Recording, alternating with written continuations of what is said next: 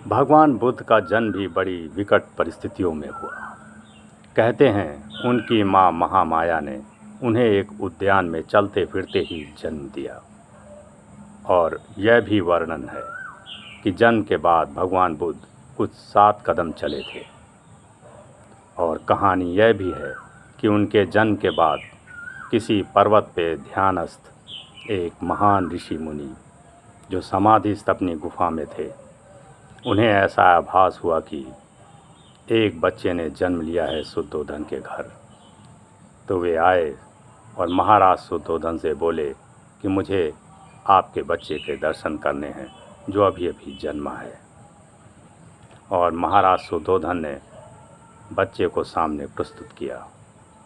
उसे देखकर वे ऋषि मुनि अवाक रह गए और बड़े खुशी से झूम उठे। लेकिन फिर उसके तुरंत बाद उनके आंखों से आंसू बहने लगे। वे दुखी हो गए। महाराज शुद्धोधन ने इसका कारण पूछा कि महाराज आप रो रहे हैं। तो ऋषि मुनि ने कहा कि हाँ, रो इसलिए रहा हूँ कि ये बालक ने उस समय जन्म लिया है जब मैं बिल्कुल मरने के करीब हूँ। मैं इसका वो तेज देख नहीं पाऊँगा, मैं उसका वो ज्ञान सुन नहीं पाऊँगा। तब तक मैं इस दुनिया से विदा हो जाऊँगा। मेरे पास बहुत थोड़ा सा जीवन बचा है, इसीलिए रो रहा हूँ और दुखी हूँ। और प्रसन्न इसलिए हूँ कि जो बच्चे ने आपके यहाँ जन्म लिया है वो साधारण बालक नहीं है, वो एक विलक्षण बालक है जो आने वाले समय में एक नया इतिहास रचेगा, एक नए ज्ञान की धारा बहाएगा, ध्यान की एक नई धारणा की आधारशिला रख देगा और अनंत काल तक उसका नाम रहेगा।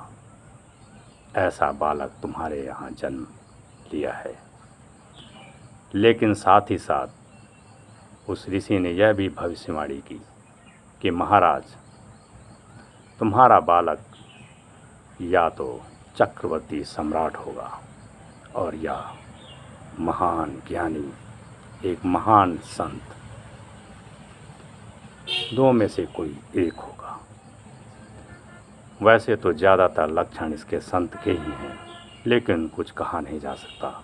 हो सकता है यह चक्रवर्ती सम्राट भी बन सकता है, लेकिन स्थितियां सिर्फ 2 ही हैं और 2 ही विकल्प में कोई एक विकल्प होगा।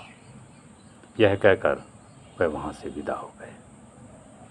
अब तो राजा शुद्धोधन को बड़ी चिंता हुई कि ये ऋषि ने क्या कह दिया, एक संत।